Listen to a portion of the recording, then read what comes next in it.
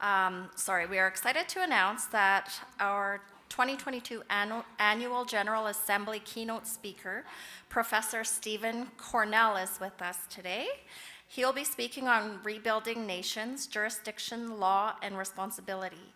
It is my honor to be able to introduce him to everybody. Professor Stephen Cornell is faculty chair of the Native Nations Institute at University of Arizona, where he is emeritus professor of sociology. He is the past director of the Udall Center for Studies in Public Policy and affiliate faculty in the College of Law.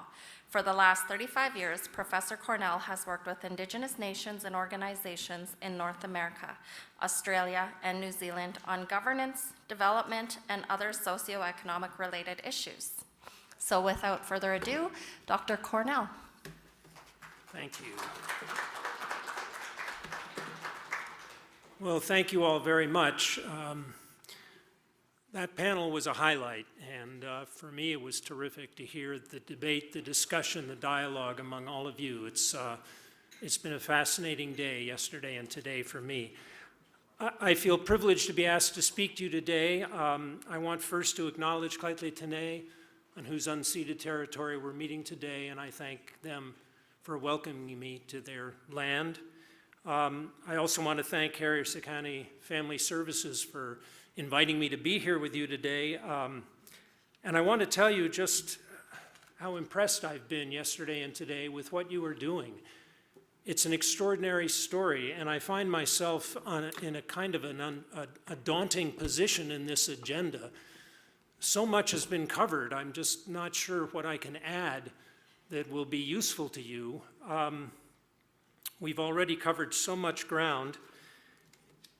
I'm not an Indigenous person. I've had the very great privilege and pleasure of working with a large number of Indigenous nations and organizations in North America, in Australia, and Aotearoa, New Zealand, over the last 40 plus years on governance and development issues. And I think my job this afternoon really has two parts. First, to try to give you a little context for what you're doing, which I think is extraordinary and critically important.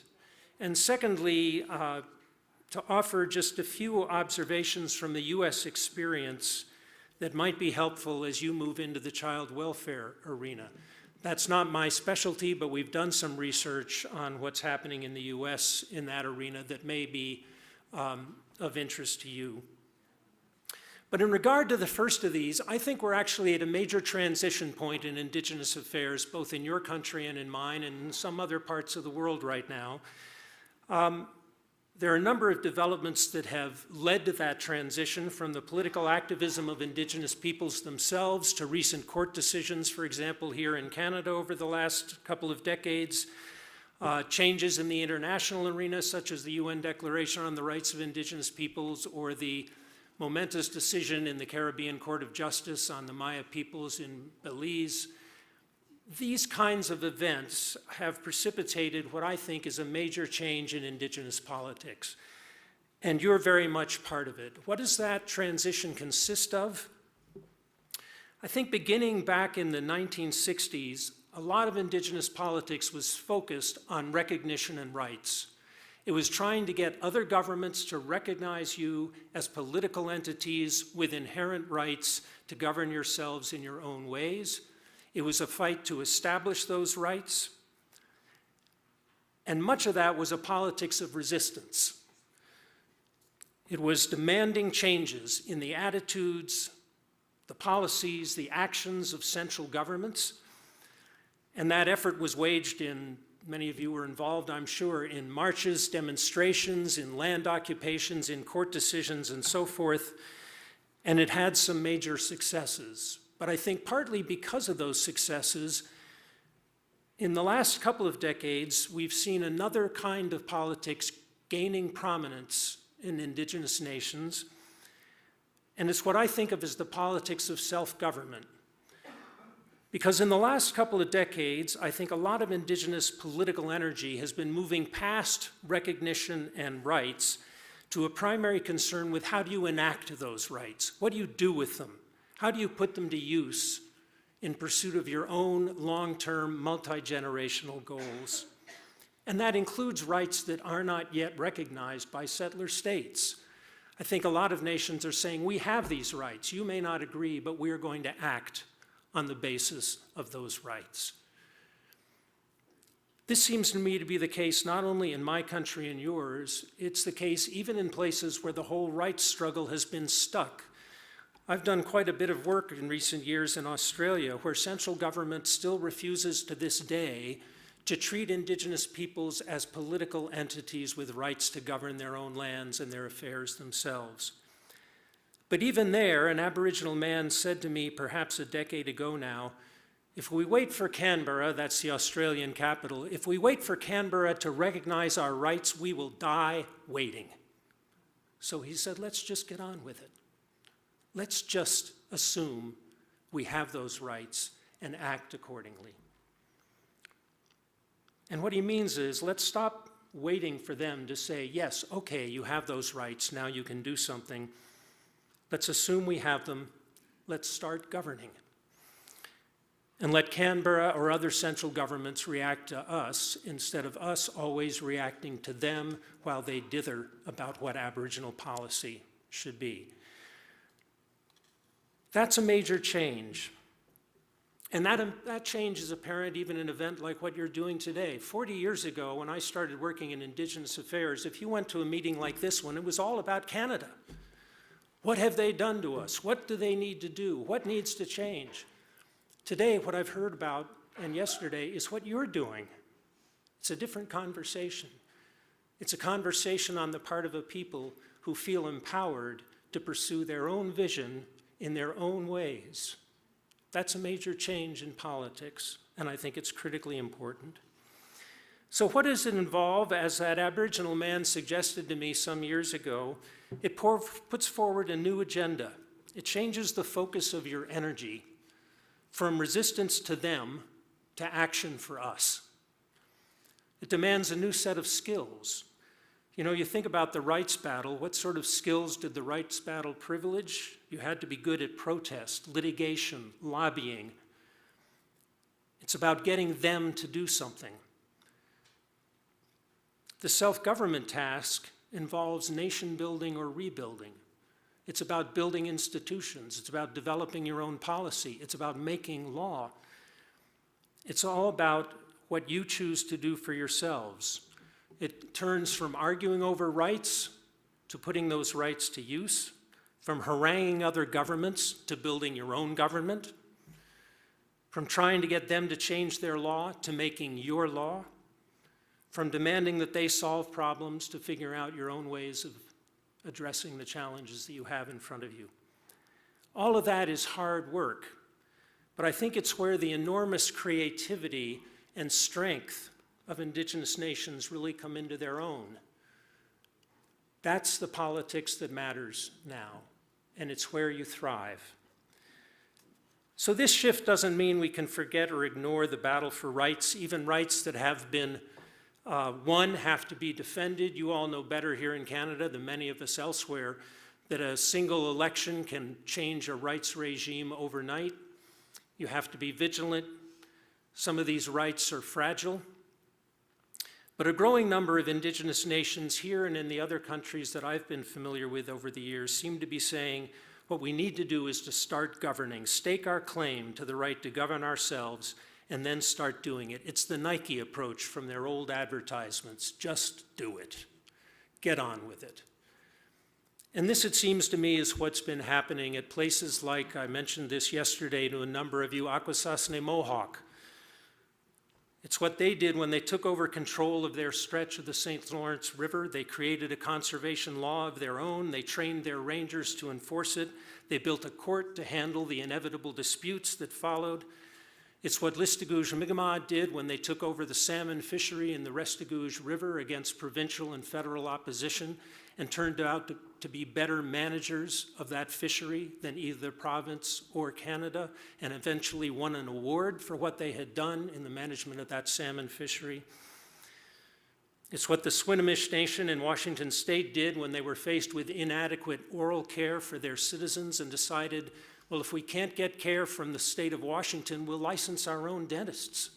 We'll license our own people, and they created a licensing procedure that exceeded state standards and began to address the oral care problem in their communities by themselves, based on their own authority, no one else's permission, their decision to do it. And I think it's what you're doing here in various ways, but particularly right now in the area of child welfare. You're making your own law, addressing the need yourselves, designing your own system. And in doing that, you're really part of this momentous transition in Indigenous affairs. You're opening the door of self-government and you're walking through it. And as you succeed, which you are doing, other nations who may not have the confidence you have will start to follow.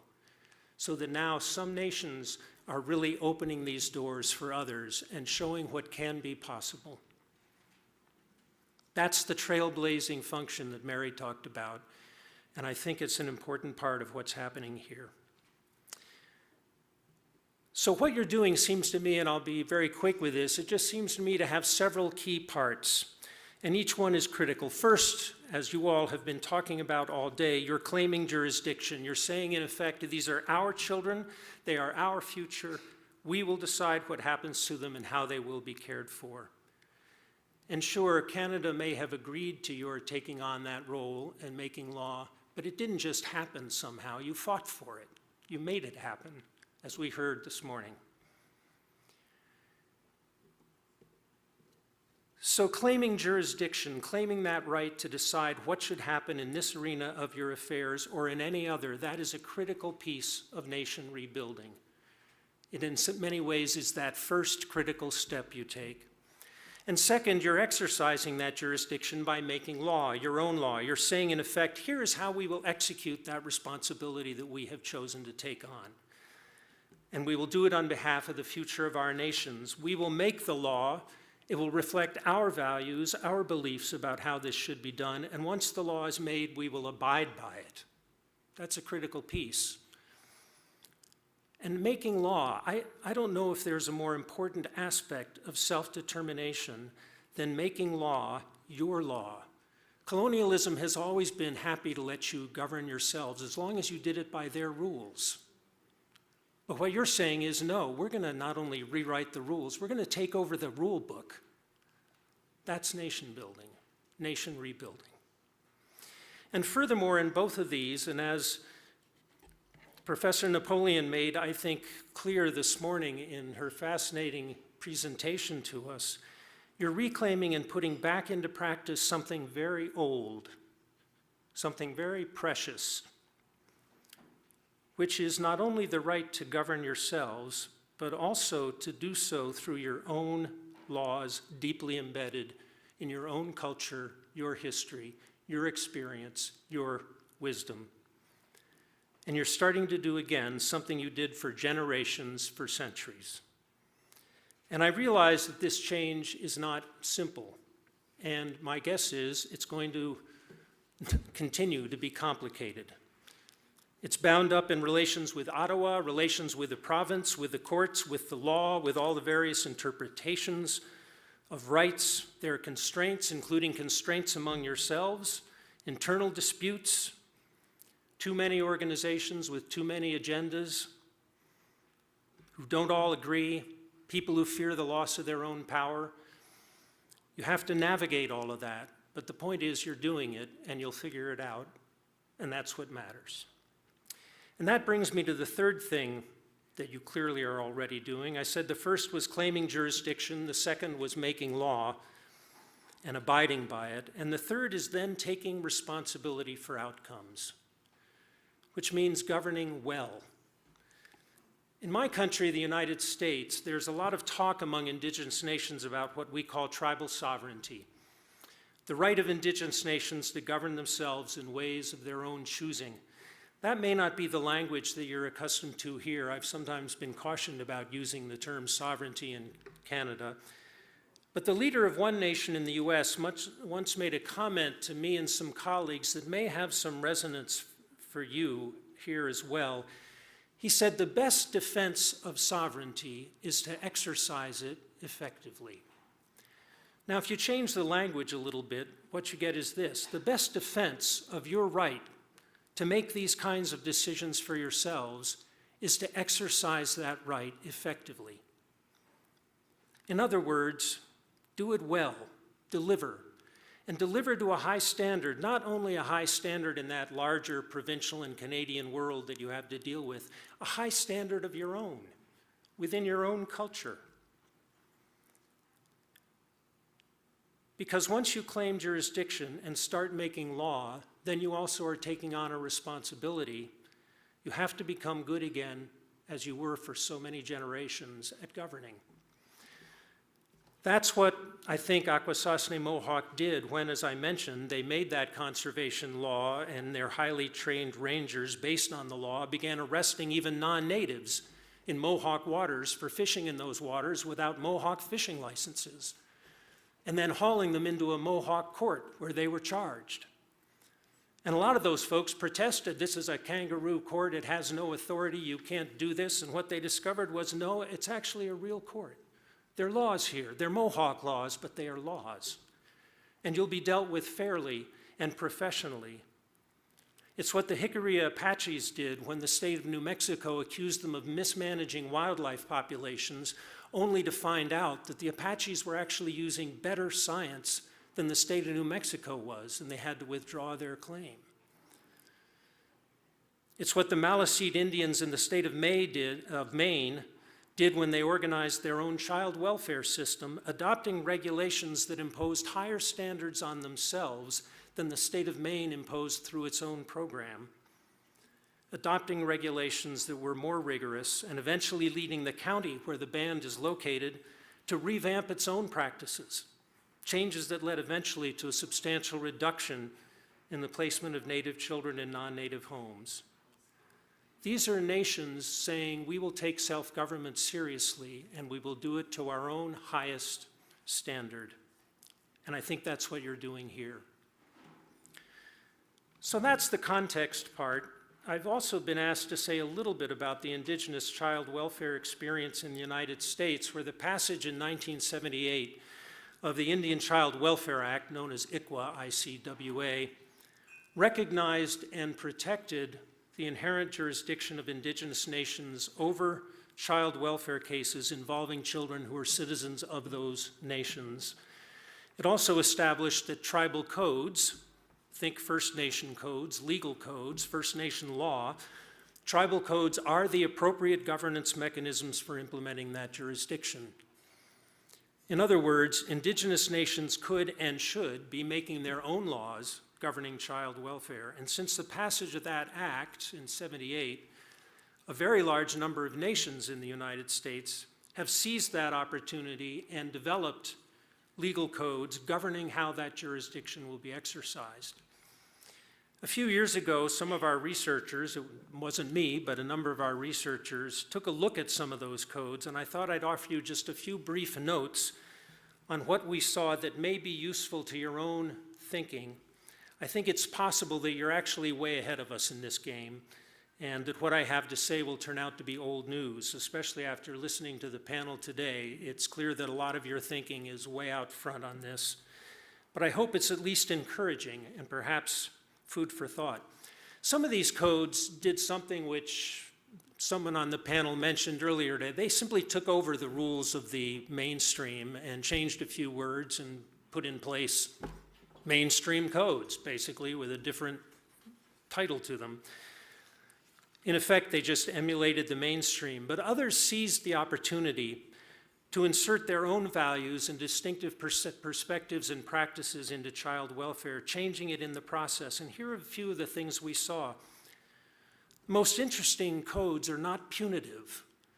And what I mean by that is there's a tendency in the United States, in some states and counties and child welfare approaches, to penalize families for the fact that their children are in trouble, rather than trying to figure out how do we make families work again as entities? How do we heal? Do we just take children away from families in trouble, or do we try to help families strengthen themselves and keep their children and do the best for their children? And the best codes that we saw left out that punitive element and focus on how to strengthen families. They treat removal of the child and termination of parental rights, as it's called in the US, as a last resort, something that happens only where other strategies fail.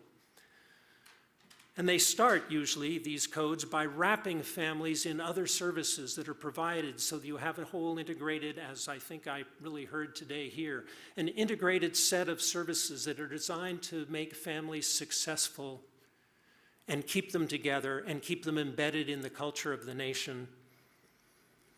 And they wrap those services around families until they learn somehow through hard experience that the situation just cannot be salvaged. But so many cases have never gotten to that point because of that particular approach.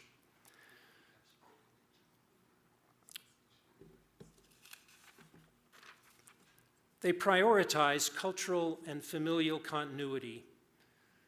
So their core question is always, in these stronger codes that we've seen, how do we maintain the child's link to relatives and engagement with the nation's culture?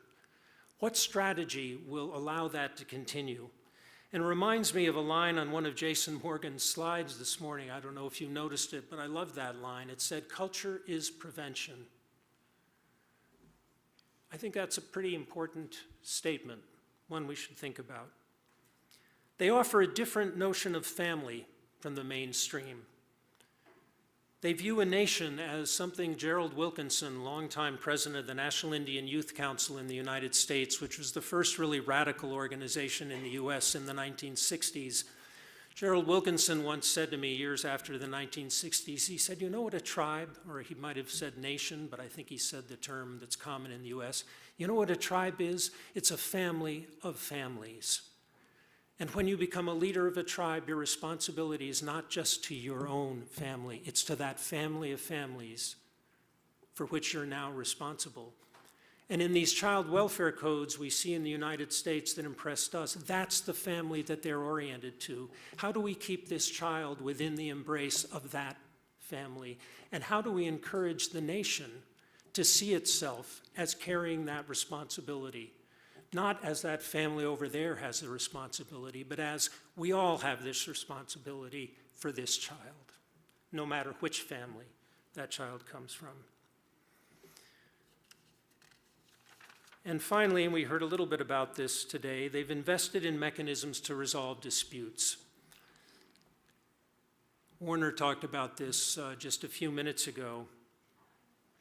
So in many cases, what they're building is formal court systems. That's not always the dispute resolution mechanism they choose. Some of them use elders' councils and other possible mechanisms, but a lot of them are building formal court systems charged with resolving disputes.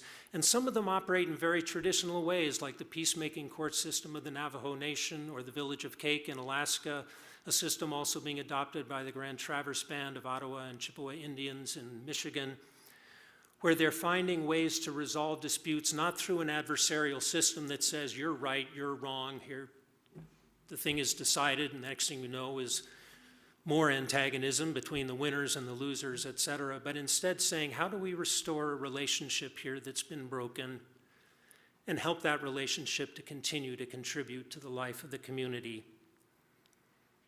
I thought of that when Mary mentioned the tribunal here and in the conversation later on, how important it is not to rely on external courts to make these kinds of decisions for you, because as someone said in a response just a few minutes ago, so much of what matters to you is invisible to them. So in short, I think these programs basically break the mold of mainstream child welfare services as we've seen it in the United States. They don't simply take over someone else's programs. They make their own, rooted in their culture, their experience, their vision of what the future should be. And from all I can tell, that is exactly what you all are doing. So I view all of this, claiming jurisdiction, making law, exercising rights responsibly and effectively, as true measures of successful nationhood, whether as individual nations or as that impressive community of nations that you've built here at Carrier-Sicani. That is success. And it's success not only from the point of view of the outside observer, me, the white guy, But from the point of view of those generations yet to come, what Oren Lyons, traditional faith keeper of the Onondaga in the Iroquois Confederacy, calls those faces looking up from the earth, each layer waiting its time, coming, coming, coming. Those are the generations that you have chosen to serve through these programs. This doesn't mean you have to be perfect. You can make mistakes. It may take a while to get it right. It only means that you retain what to me is this distinctive ability of Indigenous peoples to think multi-generationally. My culture, we don't have that anymore. We think in terms of quarterly results. What's going to happen this summer? What's going to happen next year? You still have that ability and inclination to think multi-generationally, and I think that's a critical piece of this puzzle.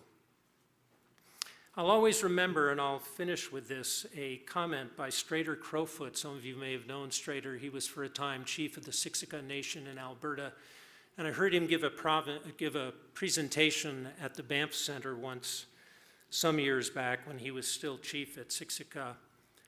And he once said, "A big part of the challenge I face is that our people view themselves as victims. Look what Canada did to us. Poor us." But he said, you know, we're not victims. We're victors. In spite of everything, we're still here. And part of my challenge, he said, is to get our people to view themselves not as victims, but as victors. Well, from all I can tell, you here are being victorious. You're reclaiming the future of your children. That means the future of your nations. And in doing so, I think you're engaged really in the ultimate succession challenge. You're creating the citizens you need who will guarantee that your nations not only survive but flourish. And I can't think of anything more important than that. So thanks very much for letting me speak to you today.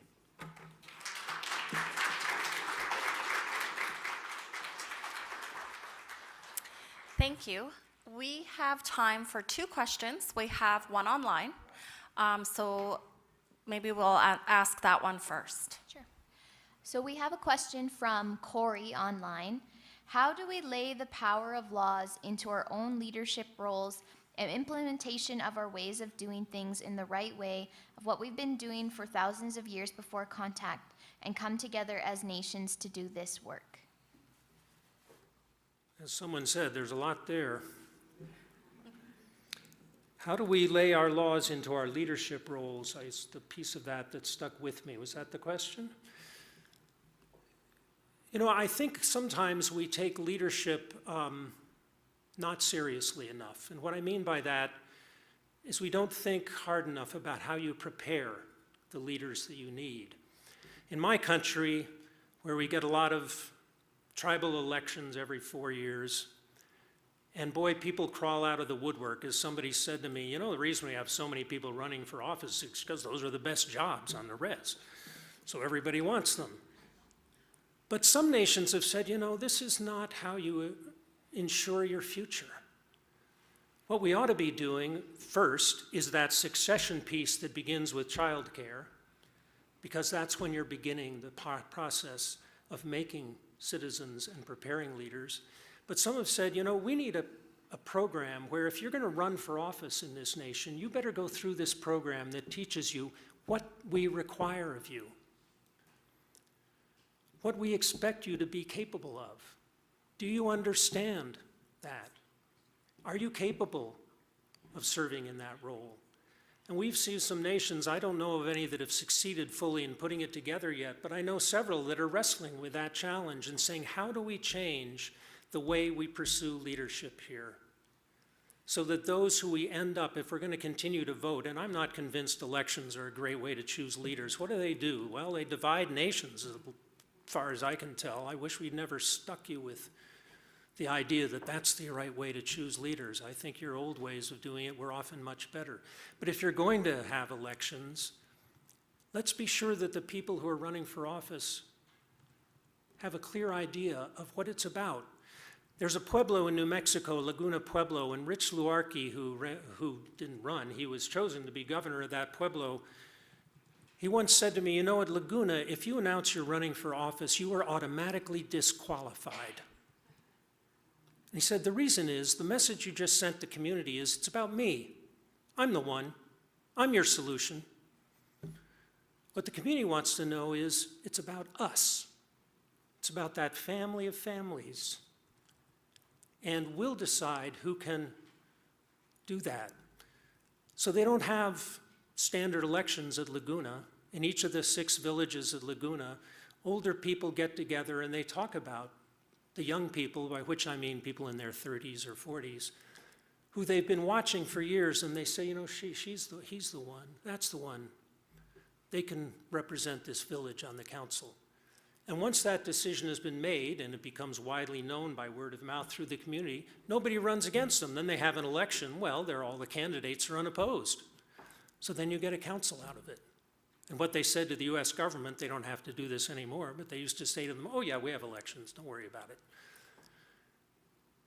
I think that's a better way to do it. And when we think about how you put your laws into practice in your leadership and through your leadership, maybe that's the sort of program that at some point you want to think carefully about and develop. And if you do, I hope you'll let me know, because I think there are a lot of nations that would love to know how to do that and do it well. And when somebody comes up with it, we need to share it. Thank you. Any questions from the floor? Okay. There was one question online. Then maybe because we didn't have any on the floor, we'll allow that one. The question is, how can we work together with other bands on reserves across Canada? I'm not sure that's a question I'm the right person to ask. I mean, there are all these, organizations, but I sometimes, to me, what you really want is, well, Val Napoleon did a wonderful job this morning of talking about stories, and she and I had a very brief conversation a little bit later about the power of stories, which of course you all know far better than people from my culture. We don't engage in that as much as we should. But stories are critical, and what you really want is an international network of indigenous storytelling that is about how you addressed some of these challenges. We run some courses at the University of Arizona, short-form courses for indigenous professionals, and we've had a number of people from Australia, Maori from Aotearoa, from nations in Canada and the US come together, and it's a little deflating for professors like me, but the reaction of these people is they say, what we really learned the most from wasn't the professors, it was from talking to each other. It was from me saying to some Aboriginal community, representative of a community in Australia, oh, you have the same problem we have. How do you deal with it? Here's what we do. And then you learn about strategies for success that you otherwise never would have encountered.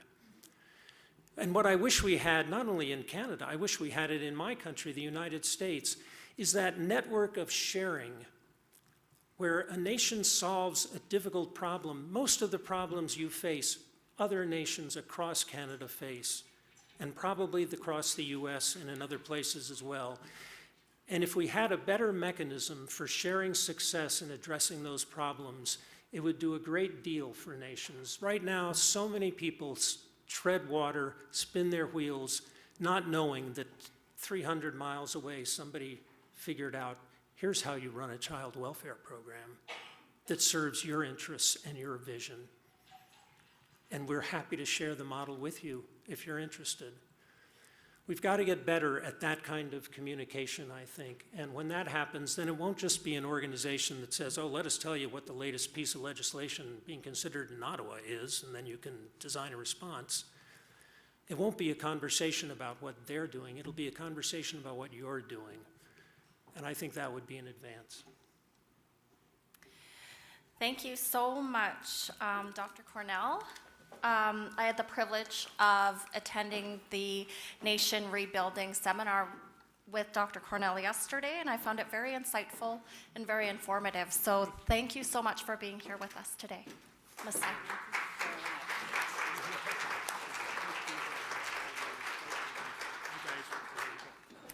I just wanted to thank you on behalf of our board, our management, our staff, and our nations. And I think the work that you've done, you and your team, over all these decades, can never ever be understated, and that the impacts of the work that you've done will definitely be felt for all those children yet to come. So for that, thank you.